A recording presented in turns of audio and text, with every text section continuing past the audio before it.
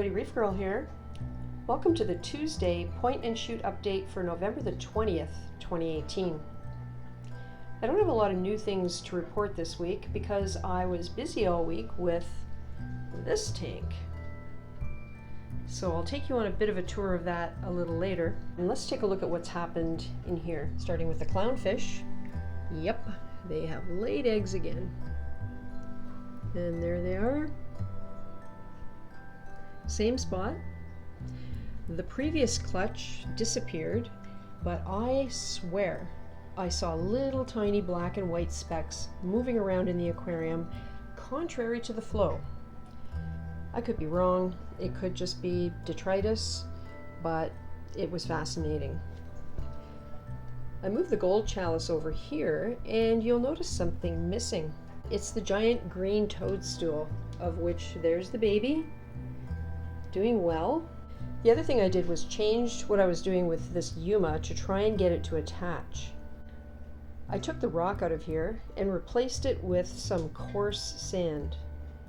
And I just set the mushroom on top of that, and my hope is that it'll make a base for itself that I can in turn glue to a rock or somehow get it anchored to something somewhere, quite possibly in Mollywood, the other tank. But things look good over here. Everything's holding its own. The one thing I've noticed in this tank this week is that a couple of the Montipora are bleaching. Most specifically, this one. This is supposed to be a divine mystic sunset, like coral names, right? I believe it's getting stung by the utter chaos and overwhelmed. The other place I have an issue going on with white on my Montipora is here. I can't see any reason for it. I really hope it's not Monty eating nudibranchs. I have had those before, and I have no intention of taking these things out of here to dip them. If I do end up with Monty eating nudibranchs, I will just wait until they're starved out because all the Montipora is gone, and then I'll replace it. That Montipora at the back there that had a tiny bit of purple last week, the purple's gone too. I did have flatworms, so I treated for flatworms, and guess what? Check out my gold torch right now. It looks better than it has in ages. So I'm kind of wondering whether it had flatworms that were irritating it to the point it wouldn't open up. The Duncan is looking great, and it was the Duncan where I noticed the flatworms. It's always visible on the Duncan first before anything else. Over here we have the usual construction activity from the pistol shrimp and the gobies, and check this out. That was completely buried, and when I dug it up and lifted it out of the sand and shook it off, it broke in half. So now I have two of that war coral, and I guess that means I either have to give that second piece away or put it in the Molly tank. So we'll see what happens. Everything here is looking great, just like last week. The cherry blasto is looking fabulous. I have that frag of utter chaos right there that's going in the new tank. And I finally mounted that chalice on a rock. I'm going to put it over to the right side of the tank with the gold chalice and create a little bit of a chalice garden. And Stanley's doing great. Lucy's gotten a little smaller. However, their bubbles are bigger. So I don't know what's going on with that, whether she's splitting or what's going on there. The red planet is looking not bad, but this one, that was RTN. That white happened overnight. So who knows?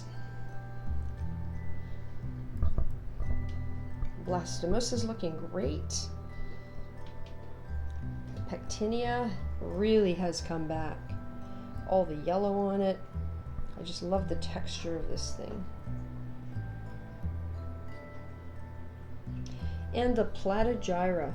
In an earlier video, probably one of the first one or two, I was concerned about it. I really thought I was going to lose it, but it has come right back and is looking really good.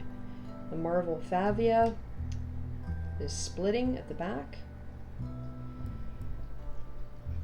candy canes are doing well. Turbinaria. And that's the tangerine leptocerus. Tangerine juice, I think it's called. It's actually spreading out in that spot.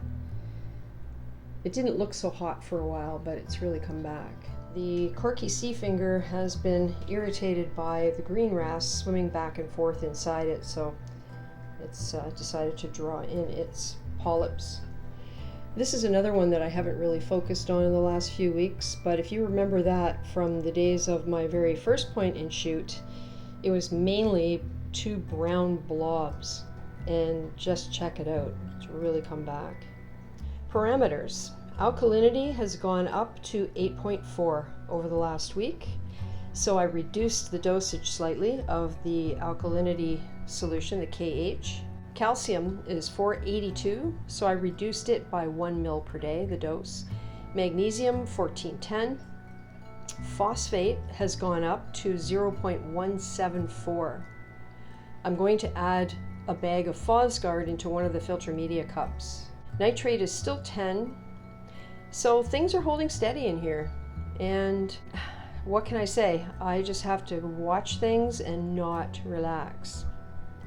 So coming over to Mollywood, you can see I have mollies in here. I moved over 14 or 15 of them over the past 3 or 4 days, a couple at a time.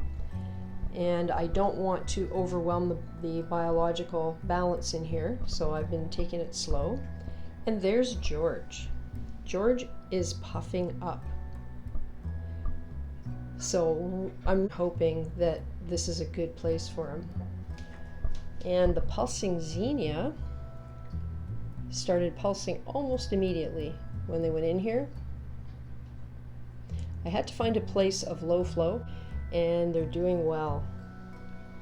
Then over on this side we have it's actually a green Nephthia, and it's been struggling for months, so this is kind of the last ditch effort to do something with it. And there's the green toadstool. This really gives you a perspective on how huge that thing is.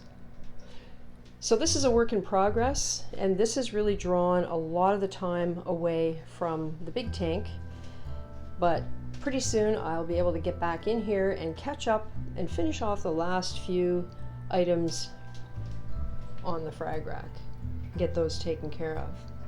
So I thought it might be fun this week to go on a tour of my cupboards, my collection. All of us collect all this stuff, and holy smokes, it's almost overwhelming. I'm not going to really describe everything. I just thought it'd be cool to show you all of the stuff that's been collected. Gloves, this is all fragging stuff, putty, scissors. Those are various assorted equipment related things, more fragging tools, and this is where I've got media, carbon and Phosguard and GFO, and down at the bottom I've got all of my dosing canisters and George's tent feeder. So let's start at the top. This is all medications, pretty much, and stuff that's used to rescue coral. And then we come to the testing shelf, and of course, because I have no room, I have supplements in front of my tests. Behind there are tests I don't use often, like strontium and copper. More supplements, and the usual box of assorted. I won't call it junk, because it's not. There's the food, the dry food that I keep, Celcon. And down here I have backstock of various supplements that I'm using, because I always buy 2 at a time. And there's the Red Sea Coral Color stuff, algae scrapers. And down here are more bits and pieces of equipment. And my box of rubble rock always comes in handy. So this was extremely disorganized.